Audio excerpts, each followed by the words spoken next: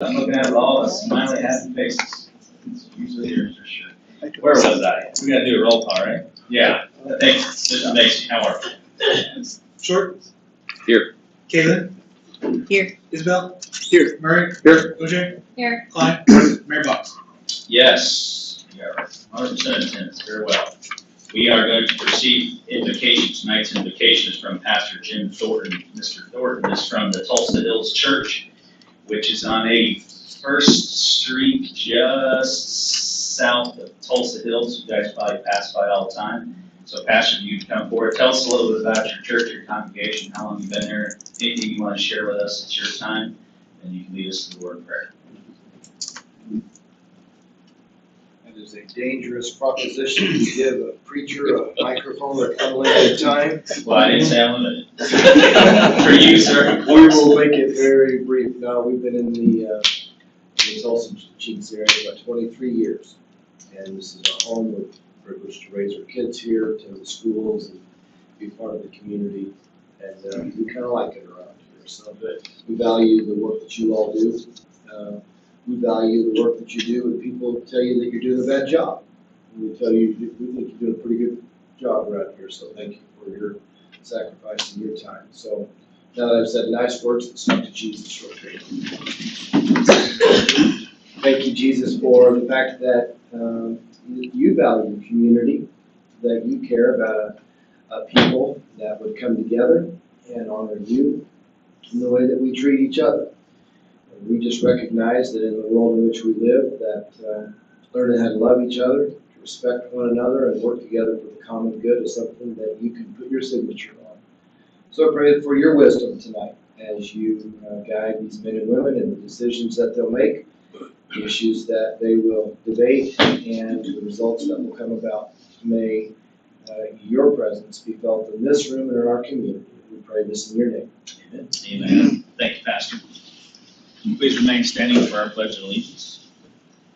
I pledge allegiance to the flag of the United States of America and to the republic for which it stands, one nation, under God, indivisible, with liberty and justice for all.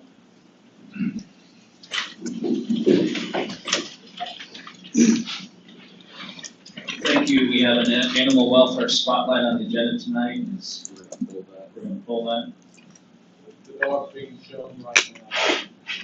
Oh, yeah? That's a good thing. Okay. If it shows up, I'll bring it. Very well. We can move on to this point to public or citizens' comments. If anyone here would like to make a comment about anything that is not on tonight's agenda, you are welcome to come forward.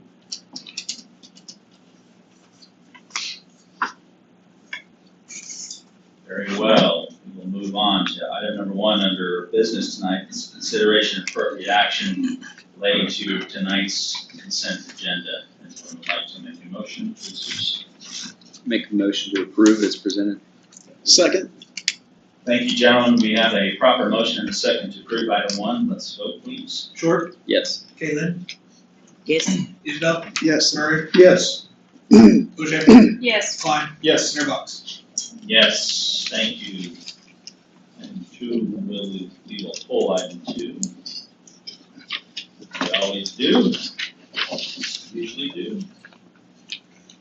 Moving on to item number 3, which is ordinance number 1598, an ordinance amending the city council ward boundaries, amending chapter 22 of the city code of the city of Jenks entitled Wards and Boundaries, repealing all ordinances or parts thereof in conflict herewith, providing for severability and declaring emergency. We're on page 162 in your packets. If you're following along, we'll follow online. And Mr. Stroud, I'm guessing?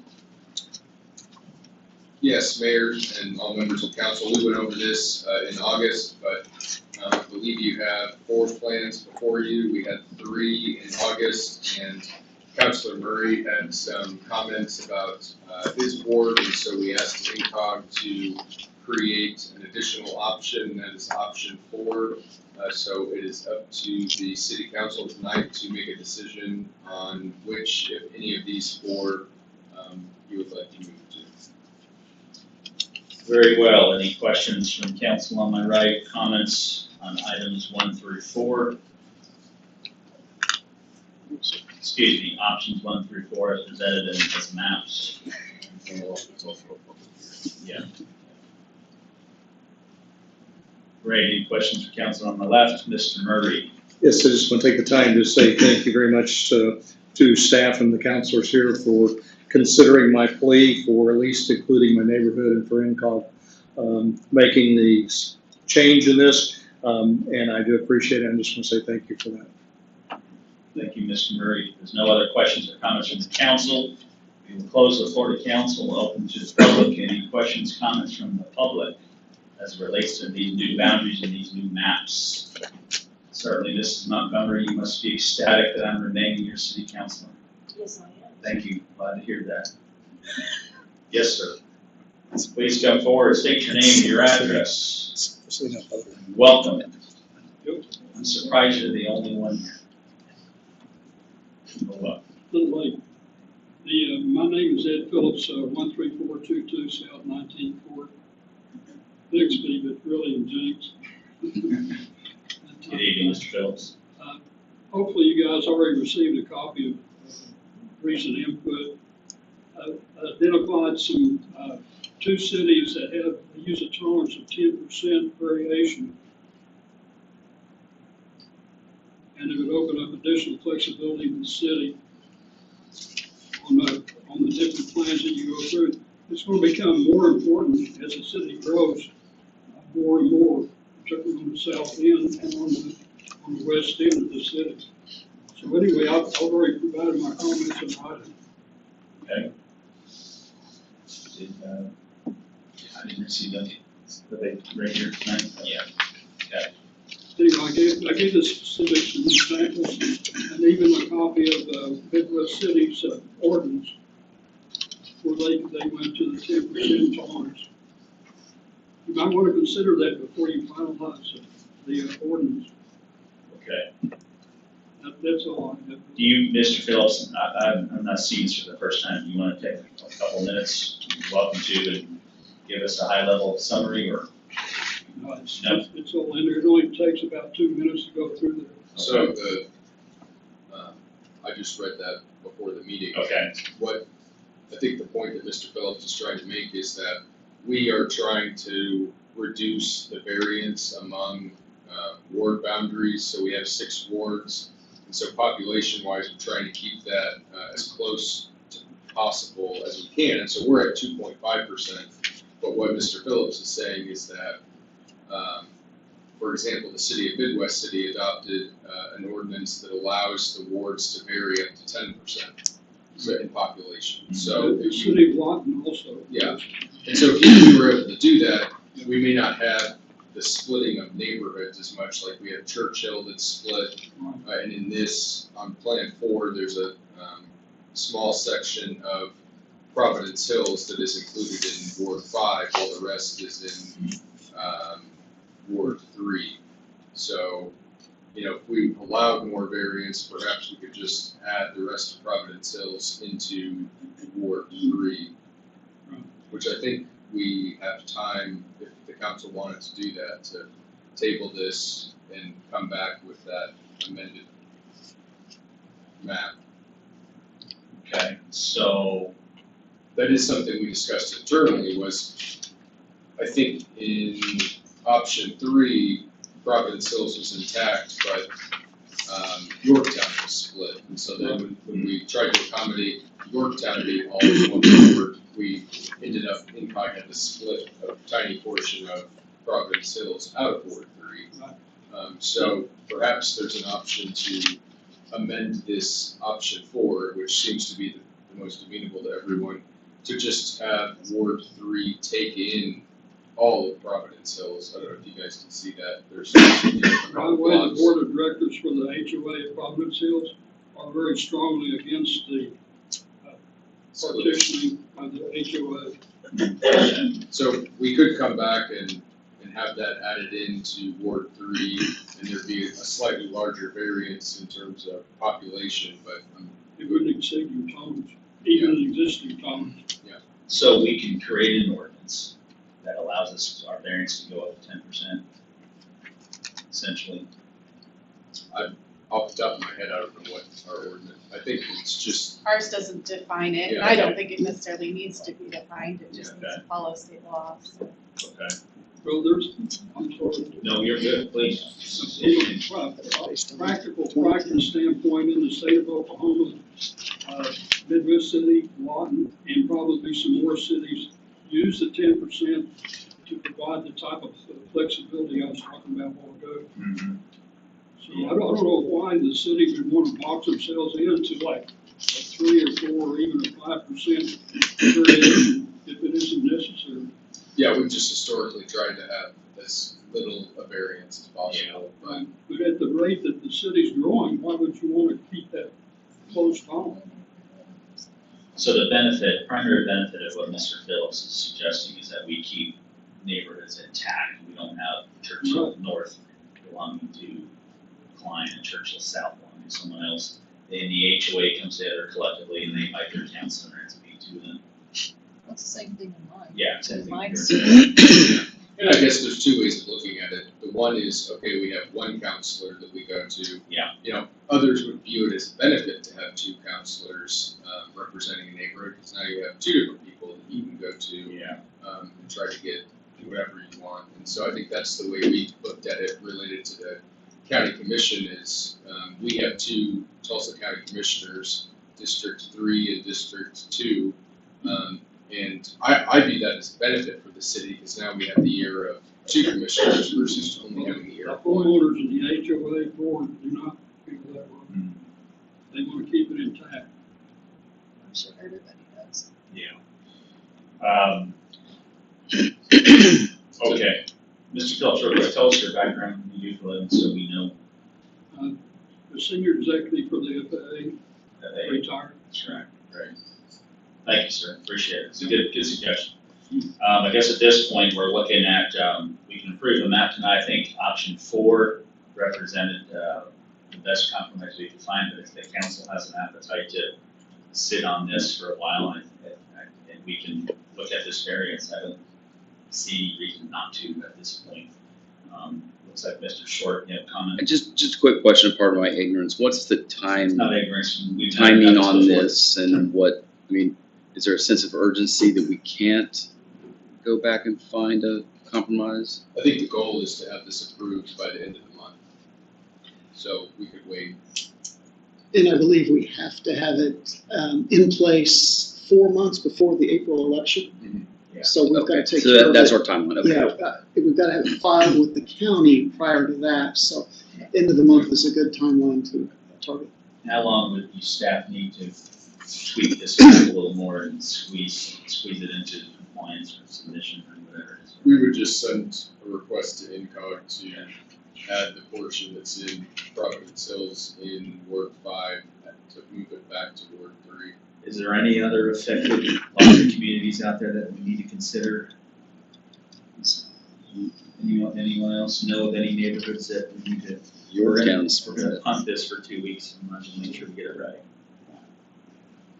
Anyone? And I'm just looking at it, and I appreciate him talking and Mr. Phillips coming and pointing out that, because, my concern was living in and the other 3 options kind of split Yorktown up, but I can see where, there's a concern of an HOA, from the standpoint of at least having one person representing them, but even option 4 looked like it was gonna be the best, but I see where, because Providence Hills is kind of split in half, but even, Wakefield is split in half, the way it would look, and I think, Vice Mayor said something about even her addition, even on 4, is kind of split. Yeah. So, yeah, if there's some tweaking that can still be done, but if we can include going with a larger percentage, and that's not gonna necessarily step on any toes, I'm definitely open to tabling this until we can get it refined. Well, I would just say,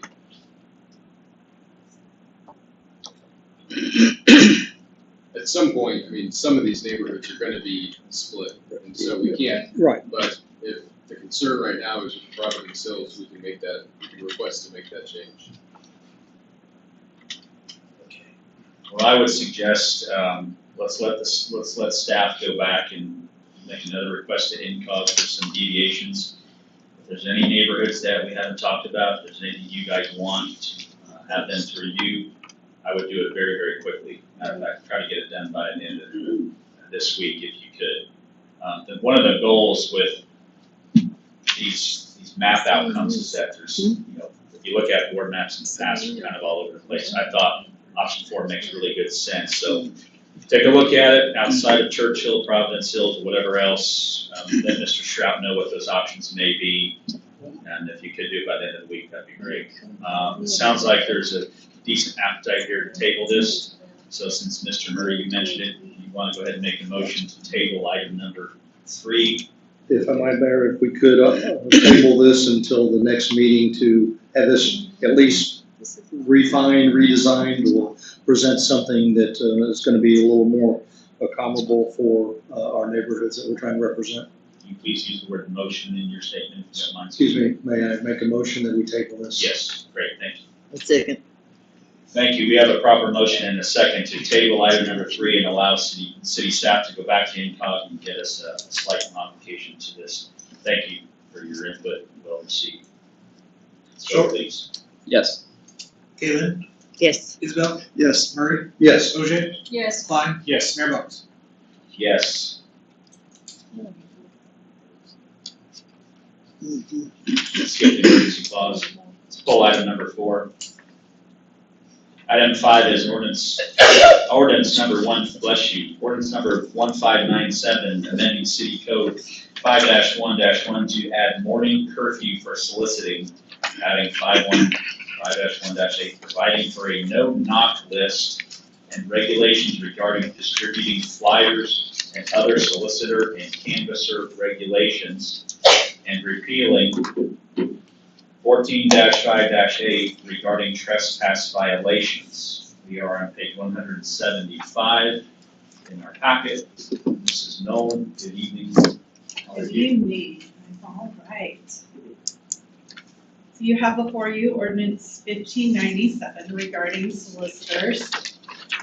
Early this summer, we received a lot of complaints and inquiries regarding door-to-door salespeople, solicitors. I handed out this evening this with a PD complaint sheet. These are just a few examples of some of the kinds of complaints we received or requests. We got PD got at least 13 calls in the course of about 2 months. We got some emails, some social media posts, complaints such as unlicensed solicitors or too late in the evening, not leaving when they were asked. So this amendment is designed to address some of those concerns. Another question or complaint we received is there was an old ordinance in our criminal code that says it's a trespass to solicit the neighborhood if they posted HOA no soliciting sign. That ordinance is actually unenforceable under the 1st and 14th Amendment because each individual homeowner has the right to say yes or no to solicitors, as well as the solicitors have a right to use the public streets and sidewalks for soliciting. So a neighborhood can't speak for all of its residents. And this is kind of the general line of court cases along that. So this ordinance gets rid of that unenforceable and confusing provision that we got a lot of calls about, why aren't you enforcing this? So we need to get rid of that. We also have had a letter about that from some attorneys for some solicitors. So it gets rid of that, but then it also adds in the existing section a 9 a.m. curfew. We didn't have an early morning start time for soliciting, so we just said evening cutoff is 9 p.m., so it's unclear when someone could start soliciting, so we've added 9 a.m., so 9 a.m. to 9 p.m. And then the biggest change is we're adding section 5.1 or 5-1-8. This establishes a no-knock list and will allow individual homeowners to sign up for this list. The list will be available on the website, also will likely be handed out with the licenses from utility billing, and it prohibits soliciting at any home that's on that list, as well as continuing the restriction you can't solicit at a home with a no soliciting sign any type of that signage to that effect. In addition, it provides some rules for distributing flyers. Flyers are also a protected activity, but this at least says certain places in the right of way, attaching to the outside mailbox, things that could essentially end up as litter and a mess. We were saying that those are not allowed. And also states that solicitors have to use essentially the main door to the home, the main sidewalk. You can't go wandering around in the yard or backyard or go up to someone in their garage. I think that kind of covers the gist of these. Are there any questions? I guess the overriding concern in all this is we're always balancing those First Amendment rights of the solicitors and people to receive it as well, but trying to protect people's peace and privacy, and as well as any public safety concerns. I think 9 p.m. is too late. I think it should be cut off at 6 o'clock. Well, there are a whole bunch of court cases that say that we cannot do that. Right. So it's too restrictive. It doesn't allow them time to exercise their right. So that's why we have the no-knock list. So if you don't want to receive solicitors, then you can't even come at 6 p.m. Because I can see these young families with babies and they've got them down. And I'll tell you my experience with it, because I've had more than one, because they hit my neighborhood really hard. And seriously, I was sitting in my living room, and I am here to tell you, he knocked so loud that I thought the front of the house was caving in. And Buddy jumped, and he was rude. Well, he hit the wrong person to be rude to. And, but I've never seen a solicitor so rude. And it happened more than once. So just FYI. And then we had another solicitor that came through, and then I had business on the north side of town, and I caught him on the other side because he didn't have a permit, because I asked him about his permit and why he was there and credentials and stuff. And it didn't make any sense. And sure enough, like I said, I had business on the north side, and he was up there. And then he came back and parked in front of my house. So I called dispatch and I said, this doesn't smell right. And sure enough, they were casing the north and south of Maine. Just sharing a little bit of information on a personal experience. Thank you, Councilor Lynn. Anyone else have questions? Mr. Isbell. I've got a question about the no-knock list. I feel that it should have an expiration, and you have to sign up for it annually or biannually, something like that, because rental properties and houses on my block have sold again and again and again. And if a no-knock is left there permanently, it doesn't allow for turnover in the houses. Any thoughts about that? I think that's something we can handle in the administrative regulations on how we handle this. Brandon and I discussed it today, and I think he and Butterfield are going to kind of work on hammering out an application. And we discussed either putting an expiration or coordinating with the water department, which I don't know that conversation's happened yet, but that whenever people come in to turn on their water, that would be the time that they have the opportunity to reset and to either opt in or out each time. So our thought was if that would work, that would be the way. If not, I think what you're proposing where we need to have a 3-year or something. Right, yeah, Need to readopt. I hadn't thought about the utilities. That's a Right good now, thought. we still have it where everyone comes in to turn on the water. Mhm. So we thought that would probably be an efficient way to handle it anytime there's a transfer. That's my only concern. Thank you. Thank you. Mr. Murray. Under the canvasser, it talks about attempting to enlist support for or against a particular religion, philosophy, ideology, political party, or candidate. Is that basically saying then that people that are running for an office can't solicitor? Because it says without having an appointment or invitation from a resident, are we tying our own hands of not being able to ever do that? Well, essentially, those that are defined as a canvasser here really are not regulated. We say that they can come register with the city as a sign of good faith if they want people to be able to tell who they are and why they're out.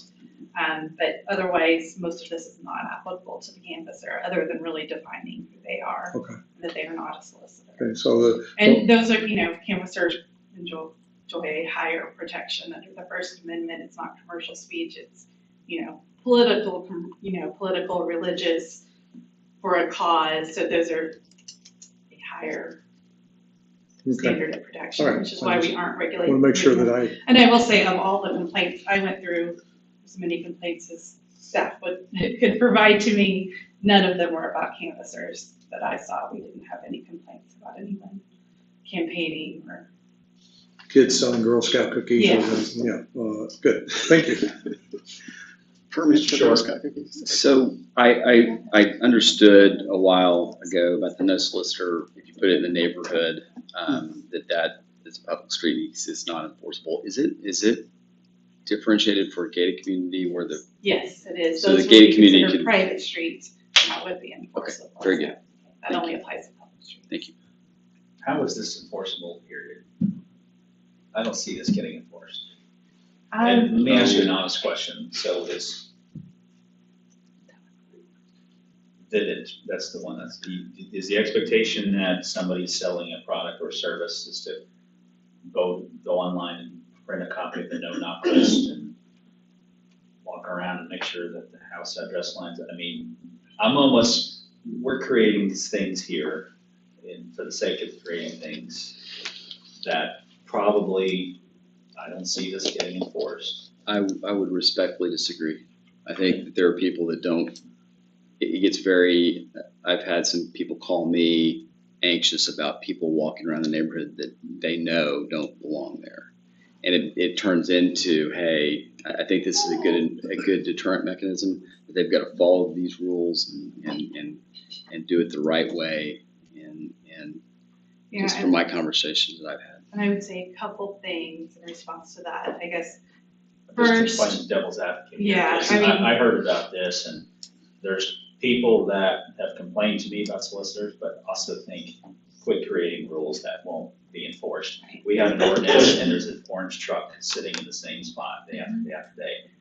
I'm not a fan of creating ordinances that we can't enforce, whether it's staffing, manpower, resources, whatever, no appetite to do it, but I'm not against this by any means, I'm just answering to those folks that are tuned in that wanted to know, how is it, give us an example of how this could be enforced. Some scenario, the Vivint guy comes back, he's on the street between 9 a.m. and 9 p.m., he's in Greg's neighborhood, they love your neighborhood. Somebody doesn't feel good about that person being there, so they call. The chief sends an appropriate response. Cops show up, the solicitor's always respectful and polite for the most part, has no idea why the person at the door got an uncomfortable feeling. And then the police department does a good job of educating, advising on what are the ordinances. The guy says, yeah, I'm aware of which houses don't prefer to be solicited, and then they carry on. And that's kind of how it's gonna play out. I mean, there are a lot of reasons, whether it's Counselor Lynn's or yours, for people not to like somebody walking up down the street, but I mean. I think if I could just, from following, I think this all came about from that company, VINIT, trying to sell home security. Yeah. And all of this came about from that.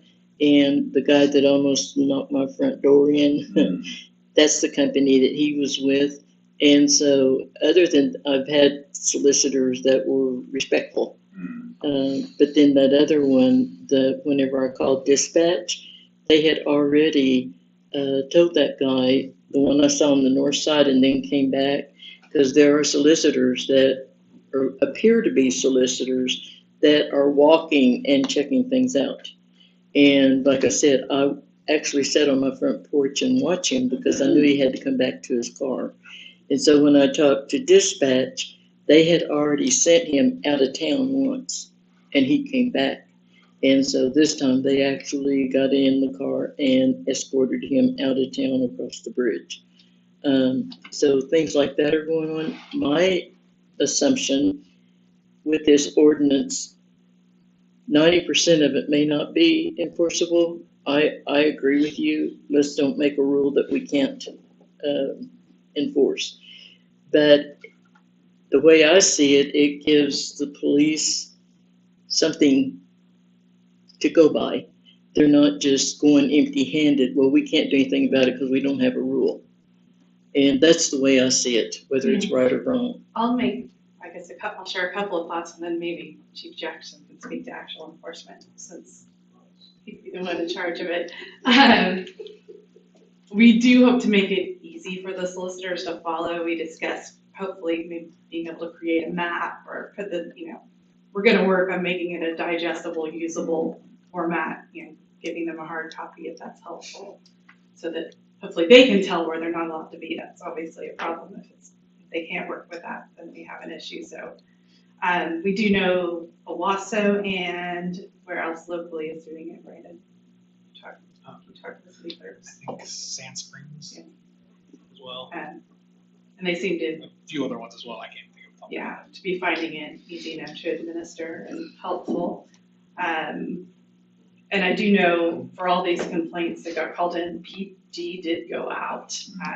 Now, it may be education as much as enforcement, but you want to say something about enforcement and call it little.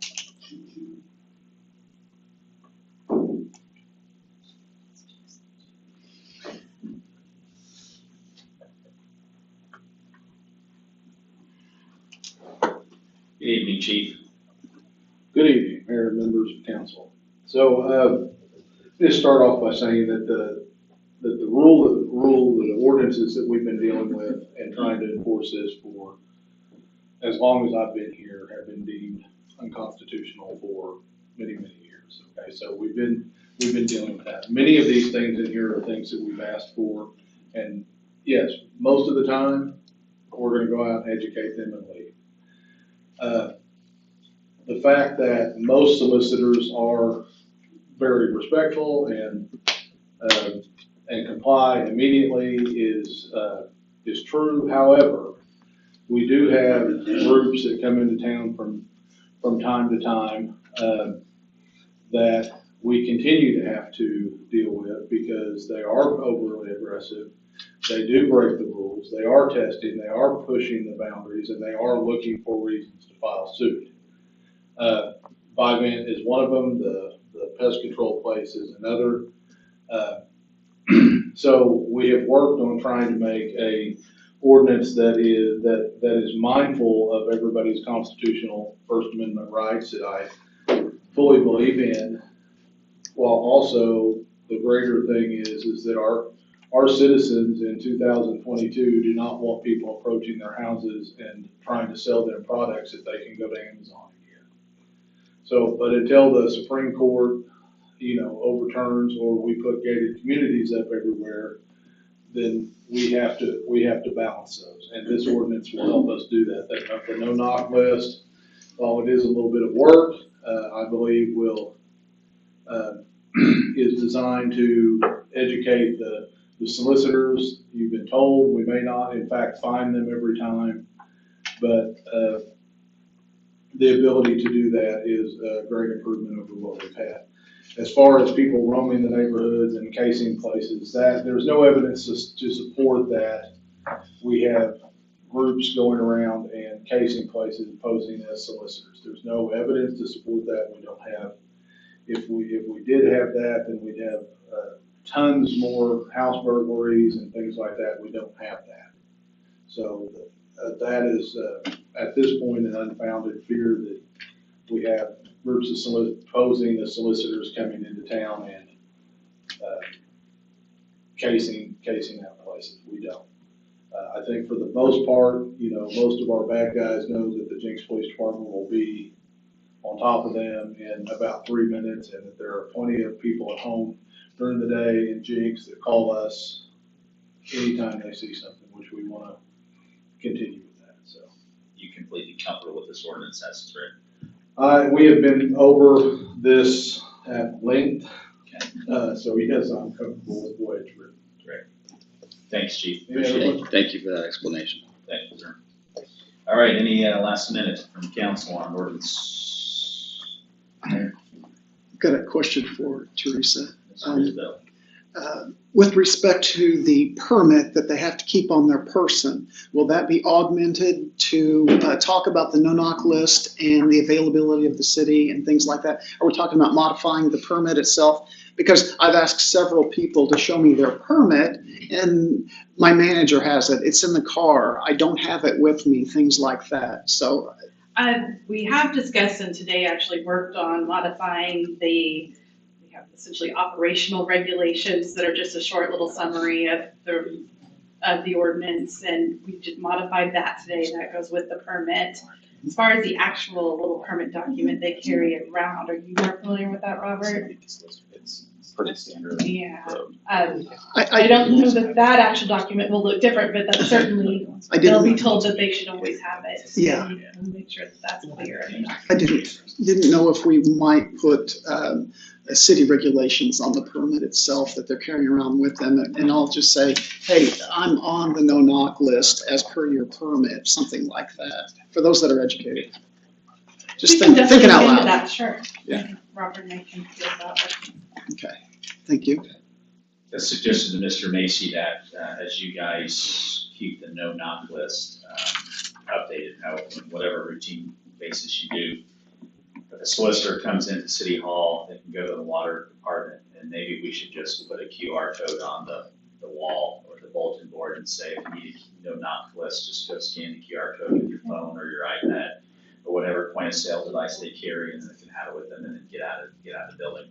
I don't think they need to be interacting with our folks here and getting pieces of paper or anything like that. So, just QR code it, get them in and out of the building. That's easy enough. Sound like a reasonable solution? Great idea. As long as it's updated. Yeah, well, the website's gonna have to be updated, everything's gonna have to be updated, or otherwise none of this works. It's gonna rely on everybody to update. We are working with the QR code. I didn't do you walk all the way up there to tell that you. I feel like it's unprofessional to yell from the back. I know I do that most of the time. It's a QR code. That's what the therapist is saying. I'm trying. We'll wait for you to sit down before we ask you to come back. We're sitting in the front row.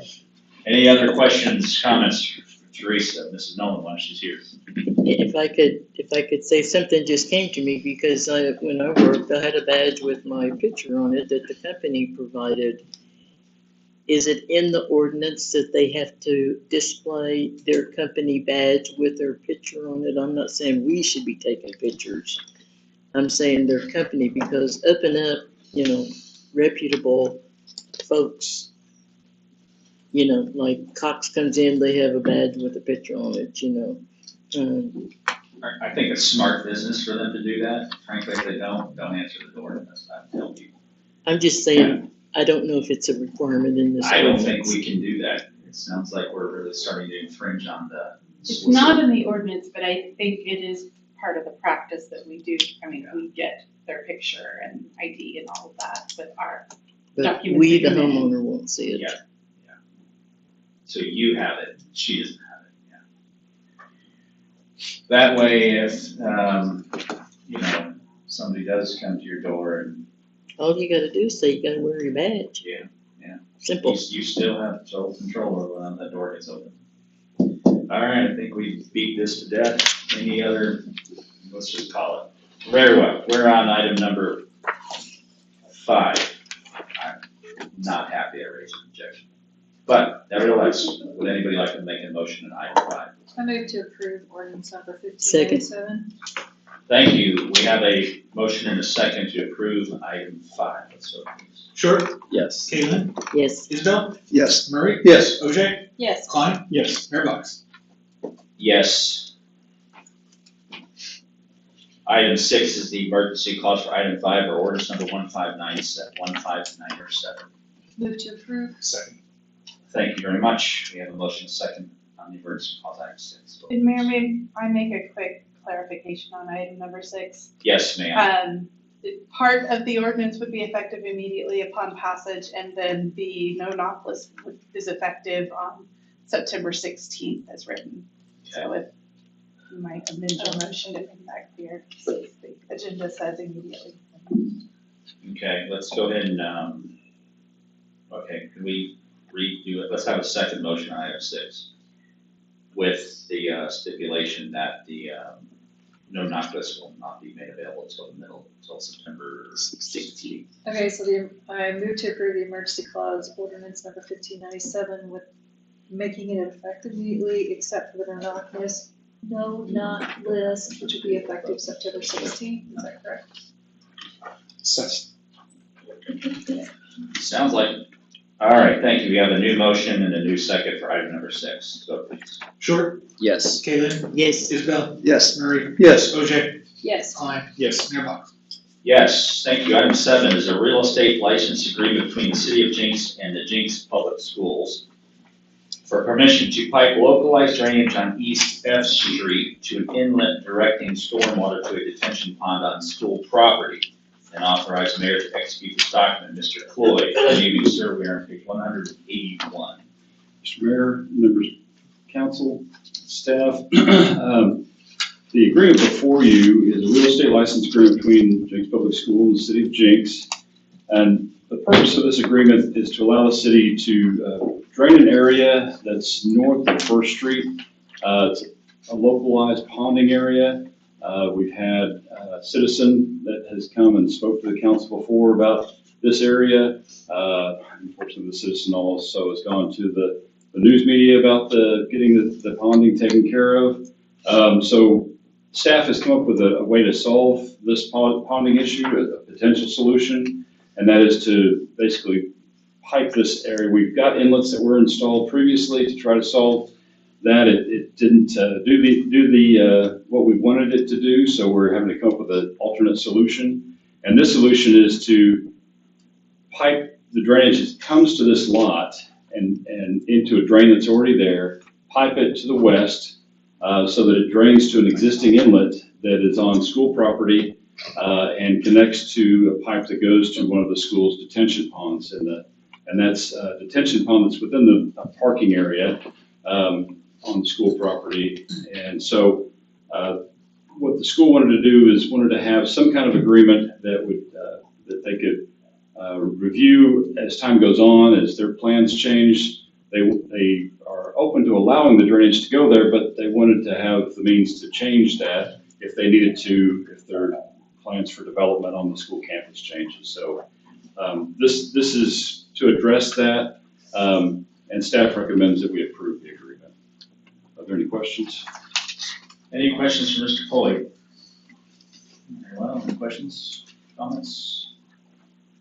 Very well. If I just make a comment real quick, and I really appreciate the city and Mr. Quaid looking at this, because I know this has been going on for several years, and talking with the one subject that lives there and visiting over there and stuff like that. This is something that I'm glad that you were able to follow through with. So I appreciate that a lot. Yes, sir. Great. Thank you, Mr. Murray. We appreciate it enough. Let's get a motion out. I will make a motion that we approve the real estate license agreement between the City of Jenks and Jenks Public Schools. Second. Thank you both. We have a proper motion and a second item 7. Let's vote, please. Short, Yes. Kaylin, Yes. Isabel, Yes. Murray, Yes. OJ, Yes. Klein. Yes. Mayor Box. Yes, thank you. Item 8, project agreement between Union Pacific Railroad, Tulsa, Sepulpa Union Railway Company, Oklahoma Department of Transportation, and the City of Jenks for railroad crossing improvements related to the Main Street Improvement Project, and authorization to pay the city's portion of the engineering review, real estate fee, and the railroad crossing construction costs in the amount of $56,999.66. And authorize the city to execute this document. Funding for the same is included in the 2020 GO bond. That passed a couple years ago under Main Street Improvements, Roads and Bridges. Mr. Floyd, see you again, and we are on page 186. Thank you, Mr. Mayor, city council members and staff. Most all the information is in the memo. Just to kind of reiterate that this is a four-way agreement. It's between the railroad, their leasee, which is TSU Railway, City of Jenks, and ODOT. This is basically the agreement to actually do the construction work for just the crossing. So we're talking about the area between the tracks and the signal work. So the TSU Railway has gotten a proposal, has received a proposal, which is part of the packet. Not sure what page it's on in your packet, but it's toward the end of the agreement. There's a proposal from On Track, which kind of lists out what they're doing as part of their work, and then Complete Signal Solutions LLC is the other contractor that will work on the signals. So this is moving forward with the first stages of actual construction on this project. So once we approve this, then I'm going to be reaching out to the railroad to get their schedule to make sure it's not going to conflict with the events that we have, because what they're proposing to do when they do this work, they are proposing to basically shut down Main Street, that crossing for a weekend. And they say it's only going to take a weekend. I've heard from other sources that, when it takes the railroad forever to actually get to the point where they do something, but when they do something, they're pretty quick. They get it done. So that's what I've heard. That's what we're going to work towards. And I'm going to coordinate with them as far as making sure they do this work away from the weekends where we have things going on downtown, events and so forth. But this is covering like it says in the description there, it's going to cover the engineering. It says engineering review, but that's actually construction management. So it's having someone from TSU Railway on site to make sure that it's getting constructed according to the plans. It covers the real estate fee, which is $130,000. I thought that was pretty steep. When I talked to ODOT and their railway person, they also questioned that, but that's the figure they got from the railway, and railway said that real estate in Jenks is pretty expensive, so that's what it is. Well, we're only paying the 20% of that, and that's kind of broken out in the table that's within the memo there, the second table. But anyway, the other thing is the construction costs, and the proposals are in your packet that support the $280,996 for the construction part. So we've already funded this under the 2020 GEO bond, and staff recommends approval of the project agreement. Are there any questions? Any questions from council? No? Hey, can you give us an overview? Talk to us like we're the average person that lives in Jenks. We're driving over down Main Street for the 100th time. What is going to change for all these millions of dollars? What are we going to see? What's different? Millions of dollars. Well, For this Main Street project? Well, I'm just looking at the total cost, not just our piece, but I mean, this is a lot of money. So what's going to change? Is it changing the grade? Is the hill smaller? For just this agreement or the whole project? The whole project. Okay, the whole project. What you're going to see different is you'll have a new roadway, a new pavement surface. So we're taking up the roadway, starting with between Dayton and Elm. That will be milled and overlaid, that block section. But the rest of it, we're looking at a new pavement section. We'll have sidewalks on both sides of the street from between Elm all the way to First Street. We'll have a gentler slope up to the railway and down. You're going to have curb and gutter on both sides of the street. You'll have a drainage system that will collect water starting from First Street and that water will be collected there, and the inlets will extend down Main Street to the west, and it will collect the water on Main Street where we have curb and gutter now. It will take that water, run it down to Birch, and then we're going to install curb and gutter down Birch with inlets that will collect water down Birch as well, and take that water down to Veterans Park Pond. What you'll also see is landscaping on both sides of the street, and we're working to actually put in a median there from basically in front of the new development property. So from Birch to the railroad, or just before the railroad, we'll have a median in the middle that'll have some trees in it. So you've got a little bit more of a landscape view as you're driving into Main Street. And by the new development property, you're referring to the Ashby's mixed use? Yes, the acre development. So this is all being done in coordination and conjunction with that at the same time? Yes, and we're actually making some last minute adjustments to the design of this project, because we had some things in our project. We had some curb and gutter, we had some sidewalks, we had some curb inlets that we were going to put in as part of this project. But now that this development's come in, there's going to be areas where those inlets would be area inlets. They wouldn't be curb inlets anymore. The curb would be gone. And so we're taking that out of the project to save the project some money. And this developer will put those things in when they do their development. Do you suspect that the construction of this will be before or after the project, mixed-use project is completed? I think it will start before. I'm not really sure how long the design of this development is going to take. Yeah. Right now, this is out of the major street projects we have going on under design that have been under design for some time. Right now, I think we have a good shot of letting this in February of next year. So this will be one of the first major projects streetwise that we're actually going to get started on soon, relatively soon. Yeah, to get the air. Not tomorrow, but. Great, thank you, I appreciate that, that's good information, good news. Okay, last call for council, questions, comments based on Mr. Coy's, good news. Why are you raising your hand, sir? I have a question. Would you like to come forward and Yes. introduce yourself, give us your address, No, cool. show us your credentials? I don't have it on me, I took my car. Josh Driscoll, Jenks Chamber of Commerce, 115 South First Street. The concern I have is our downtown retailers, weekends are their busiest time. And closing down Main Street during that time period could be very painful. Is there any way we could try to get this on a weekday? I can ask, but. I've been fully supportive of this project, long-time supporter of it, but it's gonna be brutal. Well, I mean, it's closing it down at where the rail line is. So, I mean, you could be directing people down Birch onto Apache and then at first back to Main. Yes, that is an option. I can just tell you the pushback from the local merchants will be difficult. Well, I mean, if we do it on a school day, it's gonna be even worse for everybody.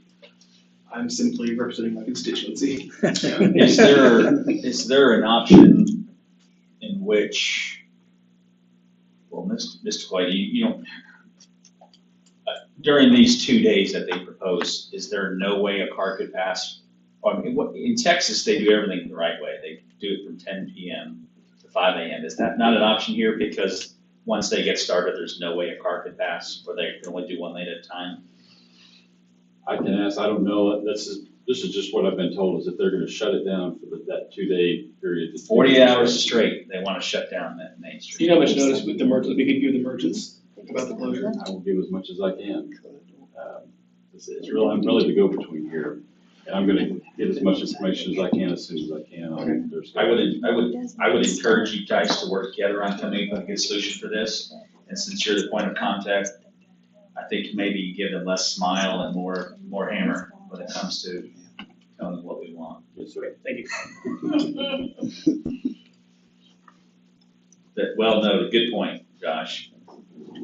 It was I'm your gonna give idea. Chris a cell phone number, so it's fine, it's off me now. In the end, it was your idea. I mean, with the detours itself, I mean, that should work, because even when we have events downtown, we have to detour both ends of the street, and we just go, Yeah, if we can give as much notice as possible, that may mitigate Yeah. some of the concern. and if they know it's gonna better. And if they're concerned about this 48 hours and wait till when the road is completely torn up. Oh, during that, we will have two-way traffic down that road though at all times during construction, so that people can't still pass during that. Seems like the one time though where that's gonna be restricted. However, there is a traffic control plan that does detour around, and we can work with Katie like we do for all projects, where we get the word out and we show where the traffic routing is, so people can still get to the businesses downtown. It's just not a straight drive-through. I think as long as all things taken into consideration, there's no festivals. Matter of fact, playing it on a weekend where there's lots of rain, so there wouldn't be anybody in the street anymore. So let them work on it. So this postponed. No, they won't. They have to get it done. Chris is not smiling on this one. Getting this done, hell or high water. Any other questions, comments from council? Very well. If not, we are, where are we? We are on number 8. If somebody would like to make a motion on this item. Move to approve. Second. Thank you. We have a proper motion and a second on item 8. So please. Short, Yes. Kaylin, Yes. Isabel, Yes. Murray, Yes. OJ, Yes. Klein, Yes. Mailbox. Yes. Item 9 is consideration and appropriate action relating to resolution number 776, a resolution of the City Council of the City of Jenks, declaring the intent to consider approval of a project in creation and or amendment of a tax increment district under the Local Development Act, directing preparation of a project plan, a appointing a review committee, directing the review committee to make findings as to eligibility and financial impact, if any, on taxing jurisdictions and business activities within the tax increment district. Directing the review committee to make a recommendation with respect to the proposed project plan. Directing the Jenks Planning Commission to make a recommendation with respect to the proposed project plan. Directing the review committee and the Jenks Planning Commission to make a recommendation with respect to amendment of existing City of Jenks Tax Increment District Number 1 and existing City of Jenks Tax Increment District Number 2, and containing other provisions relating thereto. We are on page 234 in our packets, and I believe Mr. Shrout is taking this one. Mayor and all members of council, I think I brought this up at numerous meetings previously, but with the boundaries of the existing TIF 1 and TIF 2 and the lack of development specifically in TIF 2, we've had to change the economic development agreement with Simon Property Group numerous times because both of these TIFs expire around 2030, and it is our hope to amend at the minimum, amend the boundaries of potentially TIF 1 and 2, if not redo one or both of them. We're still kind of brainstorming on the specifics about how basically the formula we would have related to property tax and sales tax to fund the TIF. But I think it would be prudent to at least explore that, what our options are. And that's basically what this resolution is doing, is creating the establishment of the review committee so that we can officially start this process. And so we have our attorney that's been helping us with this, Nate Ellis, is here, and maybe he can speak to the specifics of the actual process. Good evening, sir. Sure, good evening. Nate Ellis, Public Finance Law Group. This is an initial resolution that kind of kicks off the process. And so what you're doing here, what we're talking about is Mr. Schaub talked about, kind of exploring the options. We think possibly we might want to amend or reconfigure TIF number 2, or we might want to terminate it entirely and just kind of start over. I mean, it was done 16, 17 years ago. It doesn't have very long left on it. This is the area that's generally south of the turnpike, where the steel structure sits in the middle of the vacant lot, basically. So, I mean, as you can tell, development has not gone as was planned way back when. So we're kind of evaluating what's the best path forward to be able to make projects happen that the city wants to see done. And then in relationship to that, it may make more sense to have some areas that haven't developed that are currently in TIF 1 be instead in a new TIF or in TIF 2 as modified, whatever the case may be. And so this really kicks off the process. It establishes the review committee, so that'll bring in all the different taxing jurisdictions that are affected, and the city will have its representatives on there. And so as we kind of formulate our best path forward, then that gives us an opportunity to meet formally with that review committee and then ultimately bring recommendations back to the city. So the review committee would meet, they would make recommendations with respect to any possible combination of these. So you might have coming back a new project plan for a new TIF district, a termination of a TIF district, and amendment of another TIF district. So you might have multiple things coming back. We want to try and do them as concurrently as we can because they really make sense. They're all connected in how they need to be discussed and addressed. So this would start the process, and then we would ultimately come back for the city to consider ordinances at a later date, probably 2-3 months down the road. Great. Thank you, Mr. Ellis. Any questions from Mr. Ellis on my left? No questions. Any questions from Mr. Ellis over here? Mrs. Lynn? I just want clarification on TIF 1 is Simon. No, TIF 1 is the railroad to Waterfront Grill, just south of 8th Street, And that takes in all of Sanco and takes in a portion of the aquarium campus. TIF 2 takes in everything south of the turnpike to Polecat Creek. And we can email maps of these existing TIF areas. Okay, that would be good. Yeah, so Brandon will do that. And I've been asking this, can we not only have a map, but description, timelines, when were they created, et cetera, expiration dates, everything we need to know about TIFs would be great.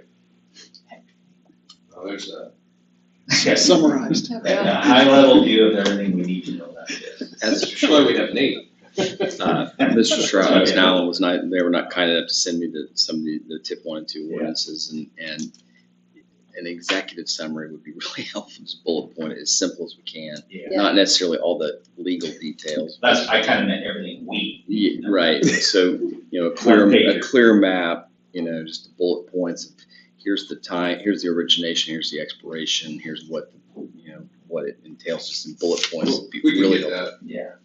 And I know I asked you this morning, so thank you for getting me what you did. And for your edification, that's actually something that we'll kind of flesh out going to the review committees. So, unless you're asking Brandon to produce it within the next 24 to 48 hours, that's something we'll actually kind of work through over the next. Well, that's why I want to make it clear, they got this to me this morning, so.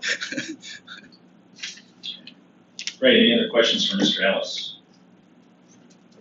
And I guess a couple points. One, the result of this could be that you get a recommendation back that says don't do anything.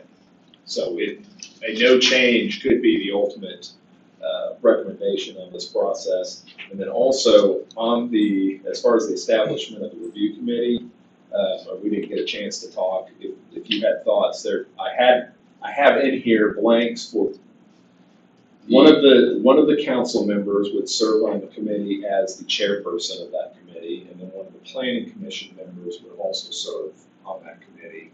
And my thought would be, initially we had talked about just assigning the mayor and the planning commission chair to be the chair of those, but we ended up just deciding to let defer to council on that, so. I just wanted to point that out, so Yeah. before you make a motion to approve or anything like that, let's address those items. Thank you, Mr. Ellis. Does anybody on council have a burning desire to be I do. you Do what? Sanko being, if you're asking about the committee, a burning desire, I do. To be the committee member that represents the council? Yes, Okay. it's my addition, it's my ward. Everything about it is surrounded with that. Okay, but we're talking about two TIFs, one of them is in your ward. If I understood, Christopher, correct me on this, tip 1 is the waterfront grill and the railroad track, 2 waterfront grill and Sanko. Would that be correct? Yes, and the reason that I bring up TIF 1 in this discussion isn't related to really anything other than trying to find a way to remove TIF 1 from the aquarium campus. It takes in some of the area that we want to see developed, and that TIF right now is, how do I put it, tied up with an agreement with a bank and Village on Main. And so it effectively is worthless to anyone else doing development in the area. So if I can find a way to remove that portion from TIF 1, that's my main concern. And then potentially have TIF 2 go up onto the aquarium campus if we were able to redo it and make it a functional TIF. So it really doesn't, the area of interest is to me, is the aquarium campus. All right, any Mayor, other questions, Tom? yes, sir. I would like to volunteer. I think that given my financial background, the knowledge that I've had conversations with many, many developers about this area, it would make sense. I would agree. Okay, thank you. I would like to be the chair of this committee, so we're gonna leave it at that, but I can assure you that we can done with plenty of counsel from anybody who wants to be involved. Keep in mind that this committee member is just a representative of the city, which sometimes usually defaults to the mayor or the vice mayor and I. It's not the traditional committees that we have off to the side. Also, the committee is going to have a lot of people working in the background, so this is basically the city staff that's going to be making these recommendations, and Stacy, the school system will have their staff. She's simply the representative of the school. I will not be making a decision on your behalf or anyone's behalf without fully consulting the council anyway. So in many respects, this committee member is no different than what I'm doing here tonight, and that's leading and representing the city. This is really an advisory committee. I mean, again, they could come back and say, we don't want you to do anything, and you as the council could override that and still do. Yeah, you guys still have your vote, and your vote will be heard. This doesn't commit to anything other than just going through the process. Yeah, so I would ask that in this particular case, that you guys would be okay with me, and as a default, if I'm not able to, actually, then I would defer to the vice mayor as the secondary in that case. This is a representative role, not necessarily one that's going to be adding a lot of expertise and value. And as to that point, Mr. Short, I would encourage you to actually be a part of any pre-planning with Mr. Chastain and Chris and Robert Parr and anybody else. Because I think I definitely agree with you. Your experience in that area is far exceeds mine, so good point. And the same thing with you, Councilor Lynn. And for the planning commission, would we just say that the chair of the commission or his designee? I don't know if that's possible. Unless, Anybody have any? Who's the chair? Scott West? Yes. I don't have a problem with that. I guess from an availability standpoint, we're talking about 2, 3, 4 meetings probably over the course of October. Maybe it started at the end of September, maybe dragging into November. That's kind of our plan. So it's not. and these are public meetings. Yeah, these are public meetings, so the review committees, subject to the Open Meetings Act, will give notice of special meetings at least 48 hours in advance and post an agenda, and certainly council's welcome to attend. If you might let city staff know if you're planning to attend, so that if we need to have a special call meeting of the city to accommodate 4 or more of you being there at the same time, we can do that. So you envision all 4 of these meetings being completed in the month of October? There's some heavy weights on the schedule here and that. Yes. Yeah, maybe before Thanksgiving would be a good deal. That's our general target. Anyone on council have any questions, concerns? 1, me representing the city, and 2, the way letting the chair or the chair's designee from the planning commission represent the planning commission. Mr. Murray? It might not a concern on who represents it. I guess not putting you on the spot, being very novice to the TIFs and restrictions and everything, and you've referred a couple times about the committee just coming back and saying this is probably not a good idea.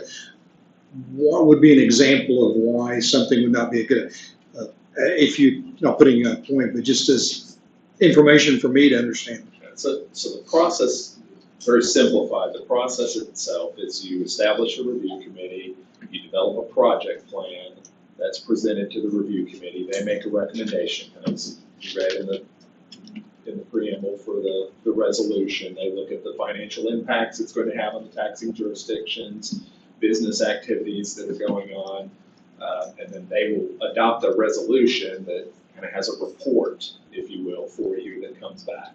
The Planning Commission separately will also meet at some point to consider a resolution to make a recommendation.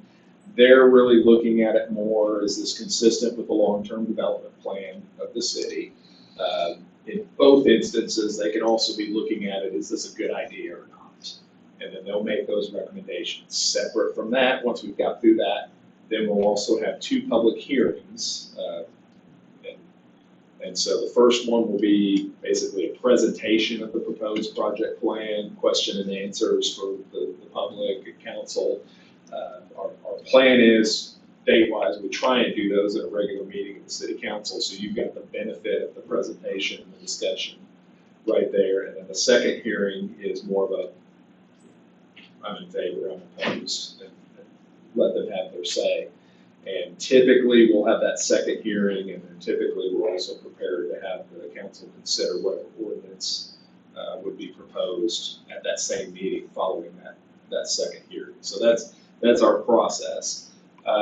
If the council wishes to adopt an ordinance that's consistent with the recommendations of the planning commission and of the review committee, you can do that by a simple majority vote. If you want to deviate somehow from that, and an example, all the ad valorem entities say, we don't want you to capture any ad valorem tax in this TIF district. And you as a city decide, we need to do that. That's the only way it's going to work. That's kind of what we've had before. We want to be consistent. You could override that recommendation or that condition that's placed by a review committee, perhaps by a 2/3 majority vote. So that would be an example. But ultimately, they don't have the ad valorem entities don't have any sort of veto power in that process. I mean, that's been a point of contention over time between ad valorem entities and the municipal league and the ability of cities to do TIF districts. But that's where the law stands today, and we'll see if that's where it stands tomorrow. Okay, well, thank you. Thank you, Mr. Murray. Any other questions for Mr. Ellis while we have him here? Great, thank you. Thank you, sir. Appreciate your time. Thank you. Anything else, Mr. Short? No, sir. Great. We are on item number 9. If there's any last minute comments or questions, we can entertain a motion to approve item 9, which is resolution 776. Make a motion to approve as presented. Second.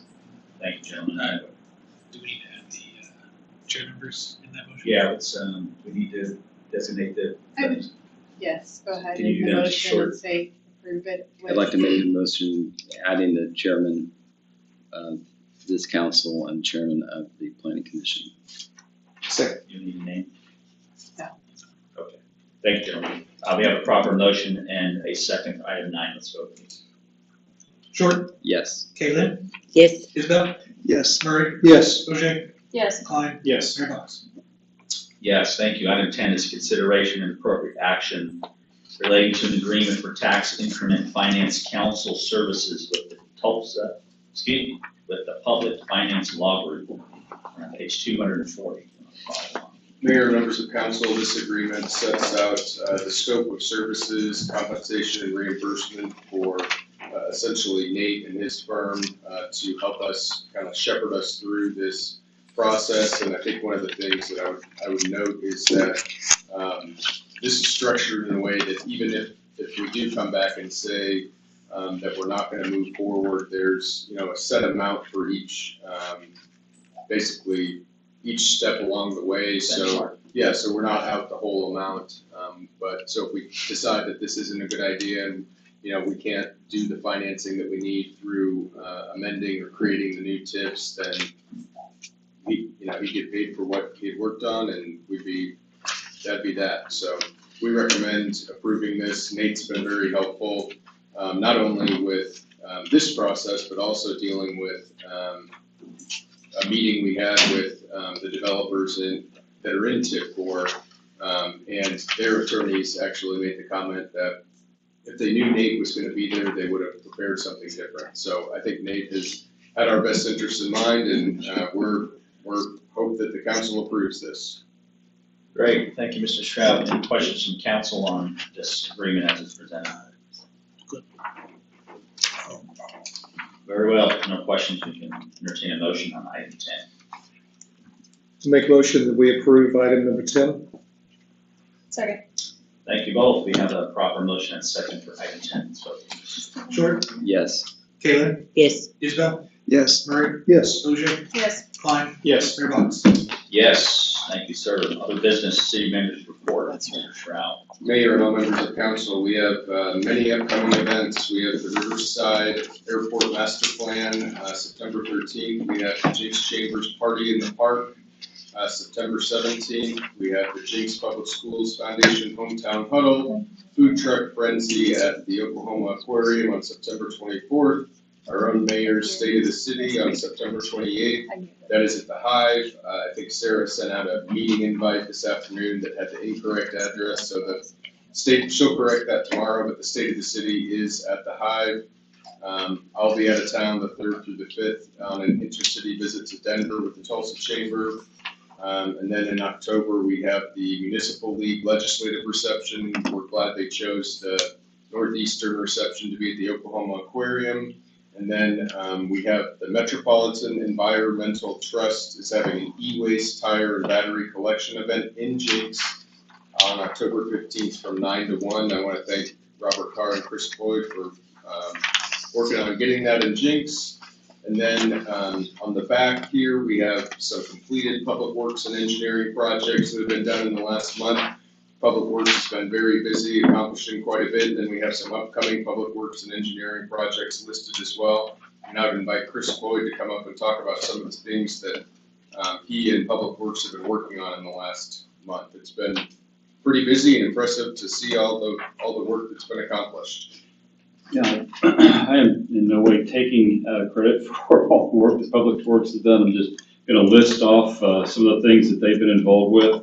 A lot of things going on that you've probably seen as you've been driving around town. The first is the patched Main Street on the west side of Hager Creek. So as you're traveling westbound, most of the patch on that is on that northbound lane. There's a little bit that extends into that northern lane. There's some that extend to that center lane for the westbound. That was completed. Repair to the subgrade and culvert on Florence Avenue. We had Florence Avenue shut down for a little while, but basically what was happening on that, just to describe, there's two culverts that are metal culverts that go underneath there, and what was discovered is that, especially on the most southern culvert on Florence Avenue, the bottom corners were eroding away, and so the subgrade was, when it would rain, it was leach down and kind of wash out as water would wash through that culvert. Some of that subgrade would come down. So Public Works went in, excavated out the western or the southbound lane. They took that out. They excavated down and took that subgrade out, and then they basically patched it with concrete or flowable fill. So now we basically got practically a new bridge on that lane in a way over those culverts. So it kind of plugs off. For when it rains, it's not going to wash down there. We've got concrete there, so we're going to watch that and see how that goes. And then they repave that, and we'll watch that for a while to see if we need to do anything further. But I think we've got a pretty stout fix to that right now. The next thing they did was they replaced inlets and curbing and a couple of driveways in the Fox Run addition. So there's a corner, if you kind of picture 116th and Elm, just inside that Fox Run addition to the east. There's two streets that come together, Elm Place and 115th Court. Right in the corner, there's two inlets. And so those inlets were really in bad shape. They were cracked down below. We've done overlays in that area, and it's really taken up a lot of the, basically the carrying capacity of that curb, because the overlays came up a certain amount of that curb. So you didn't get the full water carrying capacity of that. Plus, there were two driveways, and I don't know what caused that. I'm not an underground or a geologist or anything, but it was weird because it's on the downhill side. Those two driveways basically were scrunched up like that. So something had pushed those driveways in and kind of caused them to bench a little bit. So the city's gone in, replaced those two driveways, replaced the sidewalk there, the curb, and the two inlets there to repair that. One of the residents is really happy about that because now they can get their boat in and out of the driveway. They weren't able to do that because it would always bottom out where that hunch was. Public Works also installed a retaining wall and made some drainage improvements on the north side of 111th Street, just west of Mulberry. So it's basically on the south side of Parkview Estates, that addition.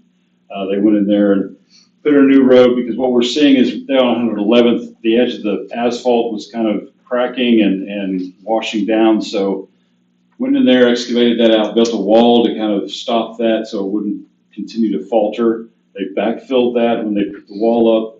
What they did then is on the drainage part, you had a little open channel creek that then went to a pipe that went underneath the trail that's right there. So they went in, built a box from the wall across that drainage thing, so now it's all closed drainage. And then they put an inlet in the top of that because we've still got water that's coming down the bar ditches there, and that still has to get into that inlet. So we've got an inlet on top, we've got a closed drainage system below. The beauty of that, besides protecting the street, is now alongside the trail, we've got a much better slope. It's not as steep fall off. It's a little bit more level, so people don't have to worry as much about falling off right there if they, for some reason, miss the trail as they're riding their bikes or walking or jogging along at night. The next thing they did was finish as part of the Second Street restoration, reconstruction. I don't know if you remember, a year and a half ago, we reconstructed Second Street north of K Place. We basically redid that roadway. As part of that, we also connected a loop with the water line. So the water line that went down the west side of Second Street just dead-ended at the end of Second Street. We had a water line that went down First Street, and then it kind of curved over to the east a little bit. Well, part of that project was connecting the water lines from the end of Second to that, so now we have a loop system there. We needed to get a water line easement from the people that live at the end of that where this water line extension would go.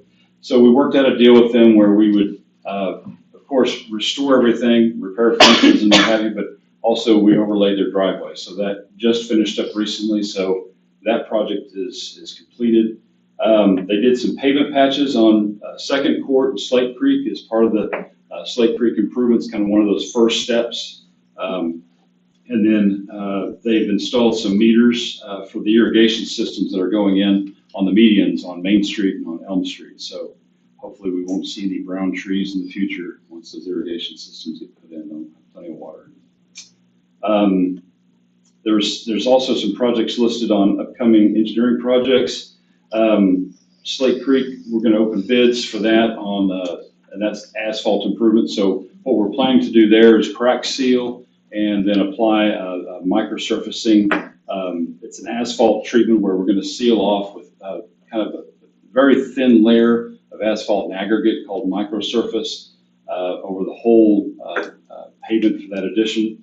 It's the first time I think that this will be applied, this type of sealant will be applied in the city of Jenks. So I'm looking forward to this. It's worked well in other places. I think it'll work well here. So that we're going to open bids for that on September 13th. And you can see the other things listed there. If you've got any questions on those, I can go into more detail or try to answer your questions. Thank you, Mr. Collier. But Public Works has been very busy. They deserve a lot of kudos. Yes, thank you. Appreciate that. Thank you much. All right. Will you finish, Mr. Trout? Yes. Okay, anybody want to report on any committee work? Anything you want to bring up? Okay. Just a quick show of hands, how many of you think you're going to make it to the meeting on September 13th Airport Master Plan? I'm going to try. Oh, really? Yeah. Okay. So, They moved it. Okay. Remember? Okay, great. I'll also share with you that there is if you would like to attend Friday morning, 8 o'clock at I guess what they call it, the lawn in front of the Jenks High School. There's a group of kids, I don't know how many years they've done it, but they're the Young Americans for Freedom Club. They're a non-sanctioned club from the school, but they're pretty sizable and growing in number. They have a ceremony that honors September 11th as an event, and I think their plan is to put a flag in the lawn for everybody that perished as a result of September 11th. So it's a really good community event if you're interested. I think last year they invited a lot of our elected leaders and officials and state folks. So if you are awake Friday morning at 8 o'clock and in the city of the high school and you want to come by and shake hands with some cool kids that are doing some nice things, please feel free to do that. I know it's far off and a little bit, a couple months out too, but there's on November 5th, which is a Saturday at 11 o'clock, there will be an event at Veterans Park. It's not being called a Veterans Day event, but it is in the vicinity of Veterans Day. It's a day that We have a committee of people together working with the chamber and myself and my wife and some local volunteers, and it's a day that we're going to honor the 100th anniversary of the Tomb of the Unknown Soldier. It's kind of being cross-marketed as a Veterans Day event because, frankly, with all the VIPs that we have coming, if we would have done it on Veterans Day, we'd be competing with Tulsa and Broken Arrow and everybody else. So we're going to do it on November 5th at Veterans Park. It'll be a very nice 1-hour ceremony. Congressman Hearn will be there. Most of our state representatives will be there. Our new county commissioner will be there, and we would love for you guys to come. We're going to have some good involvement, the Boy Scout troops involved, the Civil Air Patrol's involved. And if you guys have a local veteran that you'd like to invite, please let them know, and there'll be some more information coming on a Facebook event. And if you have a local veteran that you would like recognized, then we could do that as well. I'll be recognizing any veteran that chooses to come, simply saying their name, branch of service, and those dates. So be thinking about that. It's a few months off, but historically haven't had a lot of action in Jenks on Veterans Day as far as get-togethers and ceremonies, but we hope this will be an opportunity to kind of turn that around. So Saturday, November 5th, 11 o'clock at Veterans Park. And that's all I have. So unless there's anything last minute, we can entertain a motion for adjournment. Make a motion that we adjourn. Second. Great, thank you. You have a proper motion and second to adjourn. So Short, Yes. Kaylin, Yes. Isabel, Yes. Murray, Yes. OJ, Yes. Klein, Yes. Mayor Box. yes, thank you. We are adjourned at 7:25 p.m. And moving on to Jenks Public Works Authority. Let's call the order, please. Roll call. Short. Here. Kaylin, Yes. Isabel, Here. Murray, Here. OJ, Here. Klein, present, Chair Box. Here, item number 1, consideration of appropriate action relating to approval for the consent agenda. Motions to approve item 1. Motion to approve. Second. Thank you. We have a proper motion and a second item 1. So, Short, Yes. Kaylin, Yes. Isabel, Yes. Murray, Yes. OJ, Yes. Klein, yes, Chair Box. yes, are we going to do animal welfare spotlight, or is that not happening tonight? I'm sorry. Dog was adopted. Dog's still not finished. Dog is adopted? It was adopted. We've adopted 9 dogs and 1 cat. Just today? Today. Can you give us a rundown of the dog's names? What about Woody? Woody's still. Oh. What are you saying, Woody? Hey, don't you learn? We're gonna need you to bring Woody in. Yeah. All right, that's fantastic. That's awesome. What's that? Yeah, I can't remember all their names. Well, we had a bunch of small My wife had a soft heart for Woody, but you just can't take him. I'll bring him over. Chief, keep talking, we're going You to had come up plenty with of a room vote. for women. All right, great. Thank you for the update, Chief. We appreciate it. So, if there's nothing else, we can entertain a motion for adjournment, please. Move to adjourn. Second. Thank you. We have a motion second, so. Short, Yes. Kaylin, Yes. Isabel, Yes. Murray, Yes. OJ, Yes. Klein, yes, Chair Box. Yes, thank you. We adjourned at 7:28.